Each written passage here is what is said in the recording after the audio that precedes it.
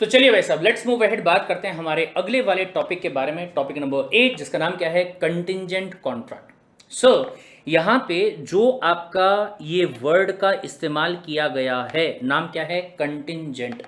सो इसका मतलब क्या हो गया सर? कंटिंजेंट का मतलब होता है ऐसी कोई भी चीज जिस पे भरोसा नहीं है कि मतलब ये चीज एक्चुअल में होने वाली है और या फिर ये नहीं होने वाली। ठीक है, यानी कि ऐसा बोल सकते हैं कि अगर कोई ऐसा कॉन्ट्रैक्ट दो पार्टीज के बीच में हुआ होगा जिसमें कंडीशन ये डाली गई कि देख मेरे भाई, अगर ये वाला इवेंट जो है वो हो जाता है तो ऐसे केस में अपन इस कॉन्ट्रैक्ट को परफॉर्म करके चलेंगे, अदरवाइज बोले हम इस कॉन्ट्रैक्ट को परफॉर्म करके नहीं चलेंगे। अब आप बोलोगे सर ये तो थोड़ा थोड़ा वेजरिन कॉन्ट्रैक्ट के जैसा लग रहा है। नहीं नहीं नहीं नहीं नहीं, वहां पे कैसा था, वहां पे आपने ये कहा था कि एक पार्टी जो है वो जीतने ही वाली है और दूसरी पार्टी जो है वो हारने वाली है, ये कंफर्म है। लेकिन कंटिंजेंट वाले में क्या हुआ कि दोनों पार्टीज को अपना अपना प्रॉमिस निभाना पड़ेगा, दोनों पार्टीज के राइट्स होंगे, दोनों पार्टीज के ऑब्लिगेशन होंगे, लेकिन ये राइट्स, ये ऑब्लिगेशंस इन्फोर्स तब होंगे जब जो सर्टेन इवेंट है वो हो जाएगा तब। अगर वो इवेंट नहीं हो रहा होगा तो भाई सब कोई लाइबिलिटी नहीं आएगी, कोई राइट क्रिएट नहीं होगा, कोई ऑब्लिगेशन क्रिएट नहीं होगा और ना ही कोई प्रॉमिस माना जाएगा। लेकिन अगर वो इवेंट हो गया तो दोनों पार्टीज को अपना अपना प्रॉमिस जो होगा वो क्या करना पड़ेगा, निभाना पड़ेगा। एक एग्जांपल मैं आपको यहां पे देता हूं कंटिंजेंट कॉन्ट्रैक्ट का। ठीक है, जैसे मान लीजिए फॉर एग्जांपल मेरा ना एक फ्रेंड है, फ्रेंड का नाम है सतपाल सिंह। फ्रेंड का नाम क्या है, सतपाल सिंह नाम है मेरे दोस्त का। ठीक है, और ये फ्रेंड के पास में ना अच्छी खासी जमीन है। क्या है उसके पास में, जमीन है। और अभी जस्ट कुछ दिन पहले मैं अपने फ्रेंड से मिलके आया तो देखा कि उसकी जमीन पे ना अच्छा खासा गेहूं जो है वो लगा हुआ था। ठीक है, थोड़ा मैंने जाके देखा, मैं कहा यार फसल बहुत अच्छी तुम्हारी, बहुत अच्छे तरीके से खिली हुई है। बोले हाँ। मैं कहा क्या रेट रहता है, मतलब जो गेहूं है अगर मार्केट में बेचने जाते हो तो किस रेट के हिसाब से गेहूं को तुम मार्केट में बेच के आते हो? तो उसने कहा कि ये जो गेहूं है ये बोले 10 रुपए पर केजी के हिसाब से हम लोग मार्केट में बेच के आते हैं, और तकरीबन मेरे खेत से अगर बात करोगे तो लगभग लगा लीजिए कि 1000 केजी के आसपास की गेहूं जो है वो निकल जाती है, ये एक खेत से। मैंने कहा अच्छा ऐसा ही क्या, एक काम करो फिर, तुम्हारा आधा जो खेत है ना उसकी फसल जो भी रहेगी वो मैं परचेस करने को तैयार हूं, और इसके लिए मैं तुमको गारंटी देता हूं इस बात की कि 12 रुपए पर केजी के हिसाब से 500 केजी गेहूं। अब साल भर में भाई साहब किसी के भी घर की बात अगर मैं करूं जहां पे 5 से 6 मेंबर होंगे, इतना गेहूं लग ही जाएगा भाई साहब। Got the point? तो 12 रुपए पर केजी के हिसाब से मैं तुमको पैसा देने को तैयार हूं, जिसमें कि अगर देखा जाए कितना पैसा लगेगा, 6000 रुपए। मैथ्स कमजोर है तो बेटर रहेगा कि मैं कैलकुलेटर जो है वो यूज कर ही। ठीक है, 6000 रुपए मैंने कहा मैं आपको पे कर दूंगा और बदले में तुम्हारी जो गेहूं है वो तुम मुझे बेच देना। लेकिन ध्यान से भाई साहब, अभी फिलहाल ये जो फसल आपको दिखाई दे रही है, दिख रही है टेढ़ी टेढ़ी, राइट? ये हरी है सर, मतलब ग्रीन वाले जो लीव्स वगैरह है ना वो फिलहाल आए हुए हैं। फिर ये पकेगी, पकने के बाद में जो ब्राउन कलर का होता है वो हो जाएगा, फिर उसमें से गेहूं जो है वो निकाला जाएगा। मैं कहा वो कब होगा? बोले 3 महीने लगते हैं। 3 महीने का टाइम पीरियड लगेगा, उसके बाद में ऐसा होगा। और उसके पहले एक डाउट और भी है। क्या? सो बोले कई बार तो ऐसा होता है कि टिड्डी, आपने शायद कभी बीच में सुना होगा ऐसा, लोकस्ट जैसे इंग्लिश में कहा जाता है, ठीक है, उनकी बोले फौज आती है पूरी की पूरी उड़ के, राम घोड़ा जैसे कई बार अपनी लोकल लैंग्वेज में कह दिया जाता है, ठीक है, उनकी पूरी फौज आती है और पूरी फसल को बर्बाद कर जाती है। तो कई बार तो ऐसा भी होता है कि हमें इस बात की भी गारंटी नहीं है कि जो हमारी फसल है वो बनने भी वाली है या नहीं बनने वाली, राइट? तो अब ये ध्यान से सुनिए। क्या? सो बोले फिलहाल अपना जो महीना चल रहा है, मान लीजिए, ठीक है, मान लीजिए कि जनवरी का महीना चल रहा है। जनवरी के महीने में ये चीज आज मैंने देखी, आज हमारे बात में ये ऐसी ऐसी बात जो है वो हो गई। लेकिन जो फसल एग्जैक्टली निकलेगी वो निकलेगी कौन से वाले महीने में? सब बोले अप्रैल वाले महीने में। बैसाखी का जब टाइम आता है, शायद आपने सुना होगा, पंजाबी लोग जो होते हैं उनके लिए काइंड ऑफ एक नया साल ये रहता है, बैसाखी का त्योहार बहुत धूमधाम से मनाया जाता है, ठीक है। वो टाइम पे फसल निकलते वैसा गेहूं की, राइट नाउ जनवरी, फरवरी, मार्च और अप्रैल, तकरीबन 3 से 4 महीने बाद का टाइम। एक बात बताओ भाई साहब, फ्यूचर इवेंट के बारे में हम ये कह सकते हैं क्या? नहीं भाई साहब, कंफर्म है कि फसल जो है वो तो आने ही वाली है। क्या आप ऐसा बोल सकते हो? बिल्कुल भी नहीं। या फिर क्या ऐसा बोला जा सकता है कि ये तो भाई साहब टिड्डियों का इसके ऊपर अटैक होगा और पूरी फसल जो है वो आपकी बर्बाद हो जाएगी? क्या आप ऐसा भी बोल सकते हो क्या? बिल्कुल भी नहीं। सर सर्टेन नहीं है, क्या होने वाला है क्या नहीं होने वाला ये बोले अपने ऊपर डिपेंड ही नहीं करता, कुछ भी हो सकता है, एनीथिंग कैन हैपन, कुछ भी हो सकता है।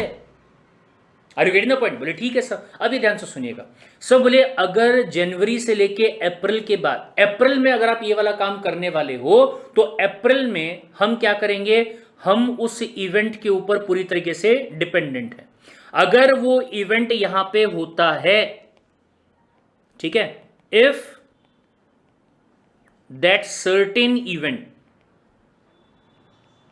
ठीक है, सर्टेन, ये कंफर्म है भाई साहब। कौन से इवेंट की बात कर रहे हो? गेहूं के पैदावार की बात जो है वो करी जा रही है, गेहूं के निकलने की बात जो है वो करी जा रही है। अगर ये इवेंट हो गया तो मेरी लायबिलिटी क्या है कि सामने वाले को मैं दूंगा 6,000 रुपए और सामने वाला मुझे क्या देगा, मुझे देगा 500 केजी गेहूं, जो कि यही वाले खेत की होनी चाहिए, दूसरा मुझे कहीं और से नहीं चाहिए। ये समझ में आया? अब यहां पे ध्यान दीजिएगा भाई साहब, सतपाल सिंह और प्रवीण चौधरी, अगर मैं सतपाल सिंह और प्रवीण चौधरी ये दोनों के बीच के बारे में बात करूं तो क्या यहां पे मैं कह सकता हूं कि दोनों पार्टीज के पास में कोई ना कोई चीज आ रही है और दोनों पार्टीज के पास से कोई ना कोई चीज जा रही है? लेकिन क्या वेजरेंट में ऐसा होता है क्या? क्या जुए में ऐसा होता है क्या? क्या सट्टा खेलने में ऐसा होता है क्या? बिल्कुल भी नहीं साहब। क्या होता है कि आपने दूसरे को कहा कि मैं आपको ये वाला चीज दूंगा अगर मैं हार गया तो, लेकिन बदले में मुझे क्या मिलेगा? कुछ भी नहीं मिलेगा। यानी कि एक पार्टी जीतने वाली है, दूसरी पार्टी क्या होने वाली है? हारने वाली। और वहां पे जो इवेंट आपका होता है ना वो भी कौन से वाला होता है? Uncertain, right. यहां पे जो इवेंट आपका रहेगा ये कौन से वाला रहेगा? सर्टेन वाला इवेंट जो है वो आपका यहां पे रहने वाला है। और सर जैसे ही वो इवेंट हो गया तो प्रवीण चौधरी को भी कुछ देना पड़ेगा और सतपाल सिंह को भी कुछ देना पड़ेगा। प्रवीण चौधरी के पास में भी कोई चीज आएगी और सतपाल सिंह के हाथ से भी कोई ना कोई चीज जो है वो जाएगी और उसके पास भी कुछ ना कुछ आएगा। एग्जाम्पल मैंने आपको बताया, मैं इसको दूंगा 6,000 रुपए और ये मुझे देगा 500 केजी का गेहूं, अगर फसल हुई तो। लेकिन अगर फसल नहीं हुई तो बात ही खत्म हो गई भाई साहब। जिस चीज को लेके आप कॉन्ट्रैक्ट बनाने की बात कर रहे थे वो चीज ही एग्जिस्टेंस में नहीं रही, तो आपका जो कॉन्ट्रैक्ट होगा इसे वॉइड एब इनिशियो मान लिया जाएगा। ये समझ में आया आपको? Clear this point? बोले ठीक है सर। चलिए ध्यान से देखेंगे सब। बोले अगर मैं नॉर्मली कंपैरिजन के हिसाब से बात करूं तो कॉन्ट्रैक्ट बोले दो टाइप का हो सकता है। पहला जो एब्सोल्यूट वाला था, मतलब क्लियर है चीज एकदम अच्छे तरीके से, वो देखिए गोडाउन में गेहूं पड़ा है, दिख रहा है अच्छे तरीके से, गोडाउन में गेहूं पड़ा है और उस गेहूं को आज मैं आपको बेच रहा हूं, एब्सोल्यूट है, सारी चीजें क्लियर है। गेहूं किस क्वालिटी का है वो भी आप देख लीजिए, कितने रुपए केजी के हिसाब से पैसा दिया जाएगा वो भी आपको पहले ही क्लियरली बता दिया गया है, ठीक है। कोई भी चीज ऐसी नहीं है जिसके बारे में ये रहे कि आज पता नहीं है फ्यूचर में जाके पता लगेगा। Understood the point? ठीक है साहब। अ कॉन्ट्रैक्ट में बी इधर एब्सोल्यूट और इट में बी कंटिंजेंट ऑल्सो, ठीक है। In an absolute contract, the promisor undertake to perform the contract absolutely। वो कहता भाई साहब मैंने कह दिया ना गेहूं मेरे पास में रखा हुआ है, अब चाहे मेरे यहां पे गेहूं की पैदावार हो या फिर ना हो, चाहे मेरा ये जो गेहूं है ये चाहे पानी में डूब जाए या जो कुछ भी हो जाए, मैंने तुमसे 6,000 रुपए ले लिए, मैं तुमको गेहूं डिलीवर करके दूंगा, ये मेरी गारंटी। ये एब्सोल्यूट वाले में होता है जो अपन ने अभी तक पढ़ा था, ठीक है। That is unconditionally.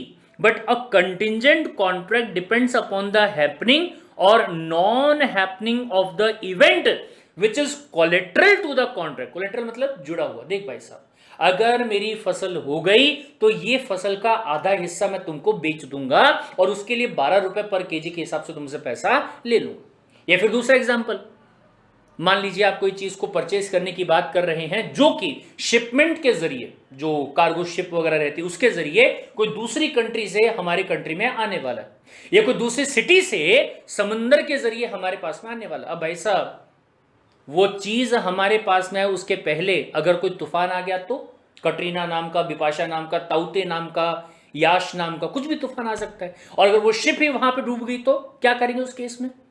क्या उसको परफॉर्म कर पाएंगे? क्या नहीं कर पाएंगे सर। ये समझ में आया? तो अगर आपने यहां पे कंडीशन डाल दी कि भाई साहब अगर वो शिप यहां पे आ जाता है और उसमें रखा हुआ जो माल है वो मेरे पास में पहुंच जाता है तो मैं आपको डिलीवरी देने को तैयार हूं। Got the point? इसे कहा जाएगा कंटिंजेंट कॉन्ट्रैक्ट होना, यानी कि ऐसा कॉन्ट्रैक्ट जो कि एब्सोल्यूट वाला नहीं है बल्कि कंडीशन वाला है, subject to the condition of happening or non happening of the certain event।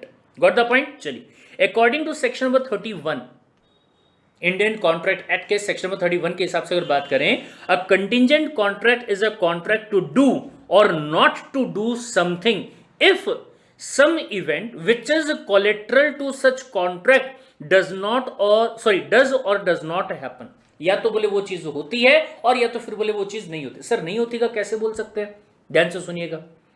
हमने एक क्रिकेट मैच के लिए क्या किया, टिकट परचेज करी। बोले इंडिया पाकिस्तान का मैच होगा, है बोले मस्त तरीके से इंडिया पाकिस्तान का जो मैच है ना वो देखने जाएंगे, स्टेडियम में देखने जाएंगे। बोले भाई साहब ठीक है, आप पहुंच गए स्टेडियम वाले के पास में, जाके आपने कहा फ्रंट वाले रो की 4 टिकट जो है वो हमको दे दो। बोले 1000 रुपए पर पर्सन।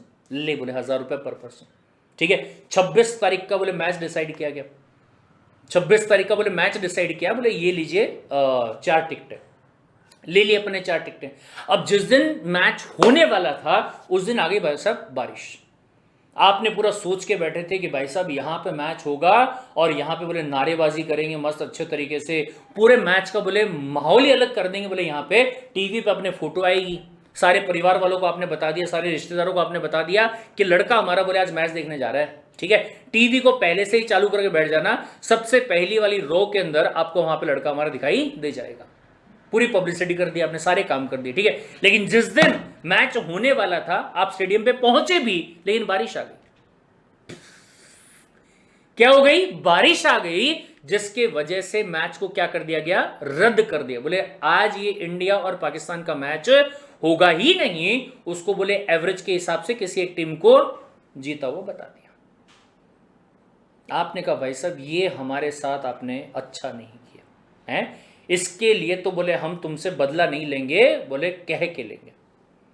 इमोशनल हो गए आप, आपने कहा कि नहीं मैं तो भाई साहब आपके ऊपर केस करूंगा बकायदा कि आपने जो प्रॉमिस किया था उस प्रॉमिस को आपने निभाया नहीं। तो वो आपको क्या बोलेगा? टिकट को पलटो बोले, ठीक है। टिकट को पलटो, उसके पीछे में दिया हुआ है टर्म्स एंड कंडीशंस, उसमें बकायदा लिखा हुआ है that the organiser of this match right have full right to cancel the ticket and refund your whole amount at any time without giving any prior notice। हाय हाय, ये समझ में आया भाई साहब? माना कि कॉन्ट्रैक्ट यहां पे नहीं निभा पा रहे हैं, लेकिन मेरे पापा ने बताया था क्या कि 26 तारीख को बारिश आएगी कि नहीं आएगी, किसको पता ये चीज के बारे में? उसने क्या लिखा हुआ था वहां पे, मतलब क्या एज्यूम क्या था, अगर बारिश नहीं हुई तो तुमको मैच दिखा दिया जाएगा। समझ में आई मेरी बात? अगर बारिश नहीं हुई तो तुमको मैच दिखा दिया जाएगा, तो ये नेगेटिव वाला हो गया। ये समझ में ये कौन सा वाला हो गया? ये नेगेटिव वाला हो गया भाई, सब सीधा सीधा। Got the point. चलिए तो वापस से एक बार ये वाले सेक्शन को, यानी कि सेक्शन नंबर 31 को एक बार फिर से दोनों पॉइंट ऑफ व्यू से क्या कहता है। कंटिजेंट कॉन्ट्रैक्ट एक ऐसा कॉन्ट्रैक्ट होता है जिसमें या तो बोले कुछ करने के बारे में डिसाइड किया गया होगा और या तो फिर कुछ नहीं करने के बारे में डिसाइड किया गया होगा। इधर to do or not to do something, कोई भी चीज हो सकती है भाई साहब, कोई भी चीज का कॉन्ट्रैक्ट हो सकता है इफ सम इवेंट, जो कि आपके मेन कॉन्ट्रैक्ट से जुड़ा हुआ होना चाहिए। इवेंट जो है वो जुड़ा हुआ होना चाहिए। Understood the point. Collateral to such contract does or does not happen. The contract of indemnity, आपका नुकसान हो गया तो उसकी भरपाई मैं करके दूंगा, पड़ा था पन्ने पे। दूसरा कॉन्ट्रैक्ट ऑफ इंश्योरेंस, अगर स्वयं बंदे की डेथ हो जाती है तो उनके जो परिजन रहेंगे, उनके जो लीगल एयर वगैरह होंगे, उनको बोले पैसा हम दे के आ जाएंगे। फिर इसके बाद में कॉन्ट्रैक्ट ऑफ गारंटी, श्योरिटी वाला जो था, अगर वो बंदा आपका पैसा पे नहीं कर पाया तो मैं दूंगा, right. Are definitely the contingent contract. याद कीजिए भाई साहब, गारंटी वाला एग्जाम्पल जो है वो मैं आपको यहां पे बता देता हूं। जो अपन ने गारंटी वाला एग्जाम्पल यहां पे लेके चले थे उसके बारे में अपन यहां पे बात कर लेते हैं। क्या कहा था भाई साहब? सब बोले एक तो है प्रिंसिपल डेटर, ठीक है, और दूसरा है कौन? दूसरा है बोले क्रेडिटर। अब क्रेडिटर जो है उसने क्या किया? प्रिंसिपल डेटर को पैसा उधार दिया। कितना पैसा दिया? 10 लाख रुपए दिया भाई साहब। लेकिन क्रेडिटर ने कहा कि मेरे को तुम पे भरोसा नहीं है, कल को जाके तुमने पैसा पे नहीं किया तो श्योरिटी, सॉरी, डेटर ने क्या कहा कि एक बंदा है जो कि आपको इस बात की गारंटी दे देगा कि अगर उसने पैसा पे नहीं किया तो पैसा मैं तुमको दूंगा। अभी ध्यान से सुनिएगा। क्या सर, अगर ये दो पार्टीज के बीच में मैं बात करूं तो कॉन्ट्रैक्ट ऑफ गारंटी इनके बीच में बना है, जिसमें श्योरिटी ने क्रेडिटर को क्या दिया है, गारंटी प्रोवाइड करी है कि आपका पैसा कहीं नहीं जा रहा। अगर अगर अगर वर्ड बीच में क्या रहा है, अगर, ये जो अगर है ना, इसे ही आप कंटिंजेंसी का नाम दे दीजिए। अगर जो आपका प्रिंसिपल डेटर होगा, अगर ये पैसा आपको पे नहीं करता है तो बोले पैसा मैं आपको दूंगा। इस बात का कॉन्ट्रैक्ट आपके और मेरे बीच में हुआ है। अब पॉइंट ऐसा है कि अगर मिस्टर डेटर ने 10 लाख रुपया इंटरेस्ट के साथ में ड्यू डेट पे सामने वाले बंदे को दे दिया, तो क्या इस कॉन्ट्रैक्ट का कोई सेंस है? कोई सेंस नहीं है। It is null and void. सवाल ही पैदा नहीं होता कि क्रेडिटर इसके बाद में ये कहे श्योरिटी को, भाई साहब वो अपने बीच में बात हुई थी, 10 लाख रुपए देने की बात की थी तुमने, दो बोले पैसा, काय को दूं? अरे भाई साहब, जिस चीज के लिए मैंने आपको गारंटी प्रोवाइड किया था उस बंदे ने आपको 10 लाख रुपए भी दे दिया, उसके ऊपर का इंटरेस्ट भी दे दिया। अब मेरी यहां पे जिम्मेदारी क्या आती है? कोई जिम्मेदारी आती है क्या? बिल्कुल भी नहीं आती, सवाल ही पैदा नहीं होता। यही चीज आप इंश्योरेंस के बारे में बात कीजिए। सर एक बंदा था, नाम क्या था? चमनलाल, राइट? और एक इंश्योरेंस वाली कंपनी थी, नाम क्या था? TIC। Got the point? अब ये चमनलाल ने क्या किया, TIC के पास में अपना टर्म इंश्योरेंस करवाया। भाई साहब, term insurance everybody knows about it, कि अगर आपकी डेथ हो गई तो आपके पीछे जो आपके डिपेंडेंट थे उनको पैसा दे दिया जाएगा। Got the point? अच्छा, इसने जो ये इंश्योरेंस करवाया, ये कितने का करवाया? 1 करोड़ रुपए का करवाया। इसके लिए साल का प्रीमियम ये बंदा यहां पे कर रहा था, मान लीजिए 20,000 रुपए पर ईयर के हिसाब से। और कॉन्ट्रैक्ट क्या हुआ कि अगर ये बंदे की डेथ हो जाती है इसके 60 साल के होने से पहले, इस बंदे की एज 60 साल के होने से पहले अगर इसकी डेथ हो जाती है, तो ऐसे केस में 1 करोड़ रुपया जो होगा वो इसके लीगल रिप्रेजेंटेटिव को, लीगल एयर लगा लीजिए, ठीक है, या जो भी इसका नॉमिनी था। मान लीजिए चमनलाल ने क्या किया, अपने बेटे को क्या बना दिया, यहां पे नॉमिनी बना दिया। Got the point? तो अगर ये बंदा 60 साल के पहले मर जाता है, ठीक है, सुसाइड की बात नहीं कर रहा है, सब नेचुरल डेथ, ये ध्यान रखिएगा, ठीक है, एक्सीडेंट से हो गया, नेचुरल डेथ हो गई, और एज द केस में भी एनीथिंग एक्सेप्ट सुसाइड, तो ऐसे केस में ये जो कंपनी होगी इस नॉमिनी को कितना पैसा दे देगी? 1 करोड़ रुपया दे देगी। अभी ध्यान से भाई साहब, बंदा हो गया 59 ईयर्स का, चमनलाल कितने साल का हो गया? 59 ईयर्स का हो गया, ठीक है। अब 59 ईयर्स का होने के बाद में भाई साहब ने सिगरेट फूकना चालू कर दिया, दारू पीना चालू कर दिया, बोले मैं तो जिंदगी में कुछ कर नहीं पाया, लेकिन अगर मेरे बच्चे को 1 करोड़ रुपया मिल जाएगा तो बहुत अच्छा खासा काम जो है वो हो जाएगा। 60 साल का हो गया लेकिन मरा नहीं, 60 साल का हो गया मरा नहीं, पॉलिसी आपकी क्या हो गई? एक्सपायर हो गई। अब मान लीजिए ये बंदे ने जो ये क्या बोलते हैं इसको, पॉलिसी जब ली थी उस टाइम पे ये बंदा 30 ईयर्स का था, यानी कि 30 साल के लिए इसने 20-20 हजार रुपए पे किए। 30 इंटू 20, ओ माई गॉड, तकरीबन 6 लाख पे कर दिए शायद। 20,000 इंटू 30, हो 6 लाख रुपए पे कर दिए, राइट? अभी ध्यान से, उसने कहा मुझे या तो बोले 1 करोड़ रुपए दे दो, और या तो बोले मेरे जो 6 लाख रुपए थे वो पैसा दे दो। तो इंश्योरेंस कंपनी ने क्या कहा, आपसे पैसा लिया गया था और आपको पैसा देने की वादा किया गया था, किस कंडीशन पे? अगर 60 साल का होने के पहले अगर आपकी डेथ हो गई तो। मना कर दिया भाई साहब, ठीक है। अच्छा, फिर इसके बाद में जब ये बंदा हुआ 61 ईयर्स का, तो इसका जो ये नॉमिनी था ये पहुंच गया कंपनी के पास में, जाके कहा लाओ दो पैसा, 1 करोड़ रुपया। तो क्या कंपनी देगी क्या? Answer is no sir. क्यों नहीं देगी? क्योंकि यहां पे जो आपका इवेंट हुआ है वो बाद में हुआ है। कॉन्ट्रैक्ट किस बात का हुआ था? अगर 60 साल की उम्र तक डेथ हो जाती है तो ही कंपनसेशन पे किया जाएगा, अदरवाइज कुछ पे नहीं किया जाएगा। ऐसे जो कॉन्ट्रैक्ट आपके होंगे ये कौन से वाले बन जाएंगे भाई साहब? ये आपके कंटिंजेंट वाले कॉन्ट्रैक्ट जो है वो सिंपली यहां पे कहलाएंगे। Is this point clear? बोले ठीक है सर। चलिए, The contract of indemnity, insurance, guarantee are the contingent contract. Similarly, the contract of life insurance are also the contingent contract to the certain extent. ठीक है। Next point, यहां पे certain extent क्यों बोला, प्योरली क्यों नहीं बोला? क्योंकि सर जब आप लाइफ इंश्योरेंस की बात करते हो ना, उसमें क्या होता है, उसमें दो चीजें रहती है। पहला सम एश्योर्ड जो कि मरने के बाद मिलेगा, और दूसरा अगर बोले नहीं मरते हो तो आपको मनी बैक पॉलिसी है। हर टर्म इंश्योरेंस की बात नहीं करो, मैं लाइफ इंश्योरेंस की बात कर रहा हूं। लाइफ इंश्योरेंस पॉलिसी में अगर बोले बंदे की डेथ हो गई तो बोले 1 करोड़ रुपया जो होगा वो आपके परिजन को दे दिया जाएगा। लेकिन अगर डेथ नहीं होती है तो ऐसे केस में जितना आपने प्रीमियम पे किया था उसके ऊपर जो भी रिटर्न आपका आता, मान लीजिए 10% के हिसाब से, ठीक है, जो पैसा आपका एक्यूमुलेट वहां पे वो पैसा आपको मिल जाएगा। से फॉर एग्जांपल 20 लाख, 25 लाख, 30 लाख, यानी कि कुछ ना कुछ पैसा वापस मिलेगा। Got the point? अभी ध्यान से सुनो, अगर मैं लाइफ इंश्योरेंस के बारे में बात करूं, टर्म इंश्योरेंस अलग चीज हो गई, लाइफ इंश्योरेंस अलग चीज हो गई। अगर मैं लाइफ इंश्योरेंस के बारे में बात करूं तो जो बंदा आपका चमन लाल है, ठीक है, चमन लाल ने क्या कहा, बोले मैं इंश्योरेंस कंपनी को, TIC को क्या करूंगा, महीने का 20,000 रुपए, 20,000 रुपीज जो है पर महीने का नहीं, पर ईयर का, बोले मैं पे करूंगा। ठीक है, बदले में कंपनी ने 2 चीजों की गारंटी दी। क्या? कि अगर आप मर गए तो 1 करोड़ ऑन डेथ किसको दिया जाएगा? नॉमिनी को दिया जाएगा। लेकिन अगर आप नहीं मरे, एंड अगर आप नहीं मरे तो ऐसे केस में बोले मान लीजिए यहां पे 60 ईयर्स ऑफ एज तक की पॉलिसी है, अगर नहीं मरे तो ऐसे केस में 30 लाख रुपए जो है वो बोले आपको पे किए जाएंगे। अगर मर गए तो ये पैसा नॉमिनी को जाएगा, अगर नहीं मरे तो ये पैसा आपको जाएगा। अभी ध्यान से भाई साहब, मैं आपको प्रीमियम पे कर रहा हूं, बदले में आप बोले मुझे 30 लाख रुपए देने वाले हो, यानी कि दोनों पार्टीज का ऑब्लिगेशन भी आ गया, दोनों पार्टीज का राइट भी आ गया। Are you getting the point? दोनों पार्टीज का ऑब्लिगेशन भी आ गया, दोनों पार्टीज का राइट भी आ गया। दूसरी बात ये कि सर मैच्योरिटी पीरियड जो है वो रखी है कब तक की? 60 साल के एज तक की। यहां पे 2 टाइप के कॉन्ट्रैक्ट बन गए। अगर मैं बात करता हूं यहां पे ये पैसा वापस देने के बारे में, तो क्या कहा? आफ्टर 30 ईयर्स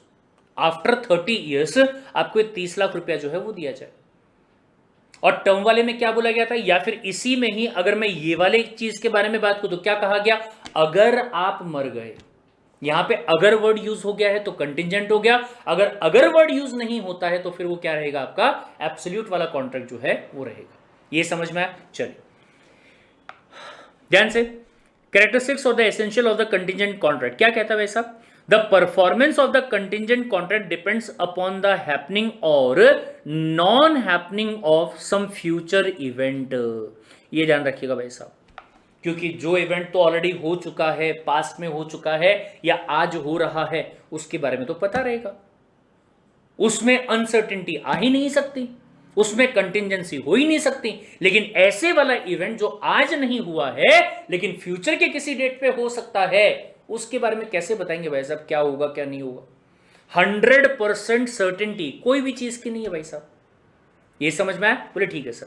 चलिए, तो ये ध्यान रखिएगा, सबसे पहली बात, फ्यूचर इवेंट होगा और उसके होने या फिर नहीं होने पे चीजें डिपेंड करता है। अगर बारिश हो गई तो क्या, अगर बारिश नहीं हुई तो क्या, अगर इंसान की मौत हो गई तो क्या, अगर इंसान की मौत नहीं हुई तो क्या।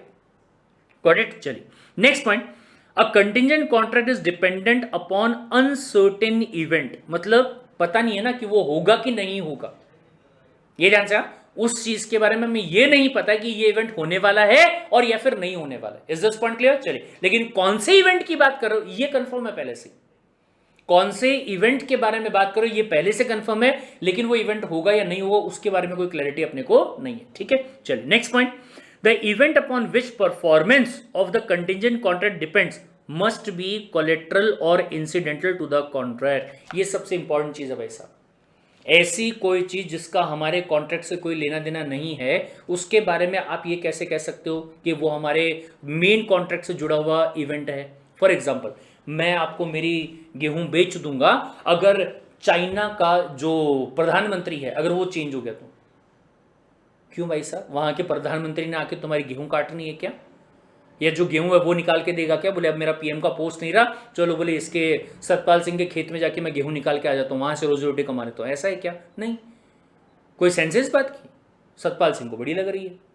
ये समझ में आए? ऐसा कोई इवेंट जिसका होना आपके कॉन्ट्रैक्ट से दूर दूर तक रिलेटेड नहीं है, आप उसके ऊपर अगर कॉन्ट्रैक्ट बनाने की बात कर रहे होंगे तो उसे आप वेजरिन कॉन्ट्रैक्ट बोल दीजिएगा। वैसा सट्टा ही लगा रहे हो ना। अगर बोले वो बंदा वहां के पीएम से हट जाता है, पीएम के पोस्ट से हट जाता है, तो मेरी गेहूं मैं तुमको बेच दूंगा। अरे भाई साहब, ये तो सट्टा लगाना हो गया, ये तो वेजर हो गया।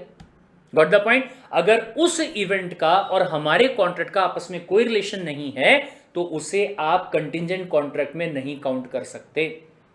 Got the point. Insurance contract, अगर तुम्हारी डेथ हो गई तो इंश्योरेंस कंपनी जो है वो बोले पैसा देगी। समझ में आया? तो उसी चीज को लेके आपने क्या किया है, कॉन्ट्रैक्ट जो है वो बनाया। ये समझ में आया? ठीक है सर। तो ध्यान से, collateral event is the event for which neither of the parties make any promises but the contract is dependent upon the happening or the non-happening of the event. It means that a contract already exists between the parties, but performance depends upon the happening or the non-happening of the event. अब जैसे for example मैंने कहा कि मुझे आपसे कपड़े purchase करने हैं, मेरी कपड़ों की दुकान है, ठीक है, मैं गया किसी होलसेलर के पास में, मैंने कहा मुझे कपड़े बेचने हैं, उसके लिए मैं आपसे परचेज करूंगा और मार्केट में जाके बेचूंगा, राइट। अब आपने कहा सर कपड़े तो मेरे शिप में आ रहे हैं, अगर वो शिप मेरे पास में सही सलामत पहुंच जाता है तो कपड़े मैं आपको दे दूंगा, कोई दिक्कत वाली बात नहीं। अब ये ध्यान से, शिप है, शिप में कपड़े हैं, कौन से, मेरे कपड़े, वो कपड़े यहां आने वाले हैं, इसके बाद में ये कपड़े आपको बेच दूंगा। तो जो इवेंट है, जो शिप यहां पे आने वाला है, उसके अंदर मेरी चीज रखी हुई है, इसीलिए वो क्या हो गया, कोलेट्रल हो गया। अगर ऐसा नहीं होता तो वो कंटिंजेंट हो जाता। अगर ऐसा नहीं होता तो क्या बन जाता, कंटिंजेंट बन जाता। Understood the point? चलिए, द कंटिजेंट इवेंट और the act must not be mayor will of the promisor. इच्छा, सामने वाला बंदा जो प्रॉमिस करे, यार अगर ऐसा हो गया ना तो बोले मैं ये वाला, भाई साहब एक सेकंड, ये तुम्हारी इच्छा है कि अगर ऐसा हो गया तो मैं बोले ये वाला काम कर दूंगा, इसका क्या सेंस बनता है? ये सब अगर बोले मेरे बेटे की शादी हो गई, अगर बोले मेरा पोता हो गया तो बोले मैं स्वयं सो काम कर दूं, भाई साहब एक सेकंड, ये तुम्हारी इच्छा है, ऐसा कॉन्ट्रैक्ट नहीं बन रहा हमारे बीच में। क्या कोई लीगल, किसी इंसान की इच्छा के बेसिस पे क्या कोई लीगल रिलेशन क्रिएट हो रहा है क्या? If the answer is no, तो कोई कॉन्ट्रैक्ट होगा क्या? आंसर इज नो सर, कोई कॉन्ट्रैक्ट नहीं माना जाएगा। ये समझ में आया? चलिए next point, a contingent contract has all the essential of the valid contract. ये सर जो अपन ने सेक्शन नंबर 10 के अंदर सारे के सारे पॉइंट पढ़े थे ना, वो सारे के सारे पॉइंट आपके यहाँ पे क्या होंगे, कवर होंगे। If any of the element is missing the contingent contract is not enforceable. Obvious सी बात है सर, सेक्शन 10 के अगर कंडीशंस यहाँ पे कंप्लीट नहीं हो रहे होंगे तो कॉन्ट्रैक्ट ही नहीं होगा, काय का कंटिंजेंट, काय का आपका एब्सोल्यूट वाला। ये समझ में आया? चलिए, तो भाई साहब इसको अपन एक छोटा सा चार्ट जो है वो बना सकते हैं। क्या कहेंगे कि अगर आप एक पॉइंट ऑफ व्यू से कॉन्ट्रैक्ट के बारे में बात करूं तो कॉन्ट्रैक्ट बोले आपका दो टाइप का हो सकता है। पहला,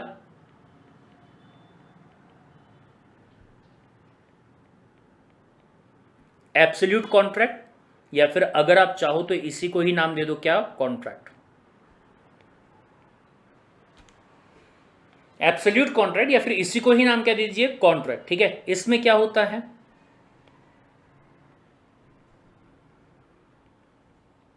the contract of which all the terms and conditions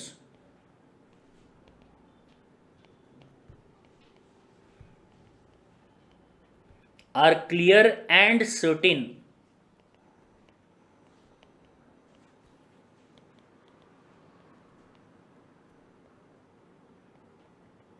at the time of making of the contract।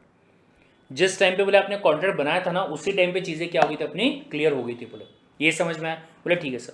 फिर इसके बाद में दूसरा आता है अपना contingent contract.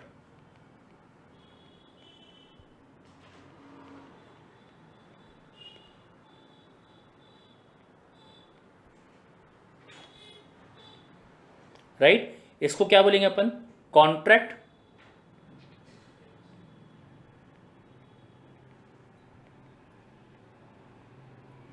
which is dependent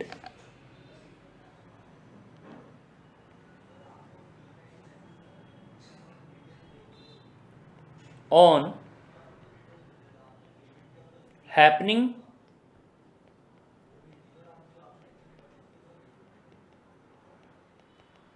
or non happening of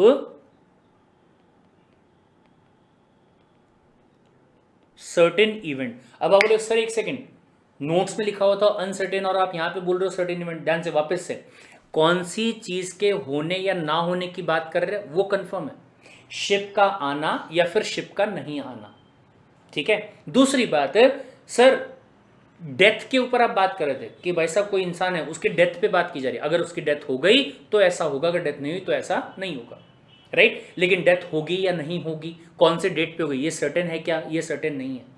ship जो है वो आने वाला है, पक्का आएगा क्या, रास्ते में डूब गया तो सर वो अनसर्टेन। Got the point. तो हम यहां पे कौन सा इवेंट होने वाला है ये क्लियर है, लेकिन वो इवेंट होगा कि नहीं होगा उसका डाउट है। Got the point. तो यहां पे ध्यान रखिएगा, यहां पे सर्टेन इवेंट का मतलब क्या है कि कौन सा इवेंट होने वाला है उसके ऊपर बोले चीजें क्या है, dependent. Is this point clear? बोले ठीक है सर। चलिए, डिपेंडेंट ऑन द हैपनिंग और the non happening of the certain event is called as what, contingent contract. ठीक है, such contract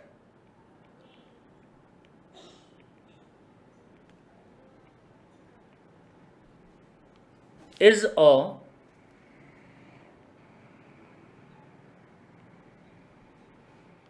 valid contract until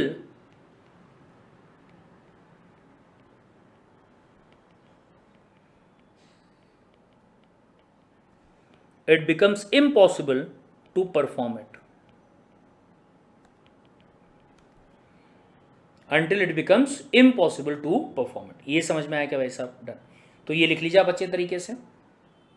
और भी चीज़ें आप इसमें ऐड कर सकते हो कि दोनों के दोनों जो कॉन्ट्रैक्ट आपके हैं, एब्सोल्यूट कॉन्ट्रैक्ट और कंटिजेंट कॉन्ट्रैक्ट, ये दोनों सेक्शन 10 की कंडीशंस को क्या करते हैं, कंप्लाई करते हैं, पूरा करते हैं।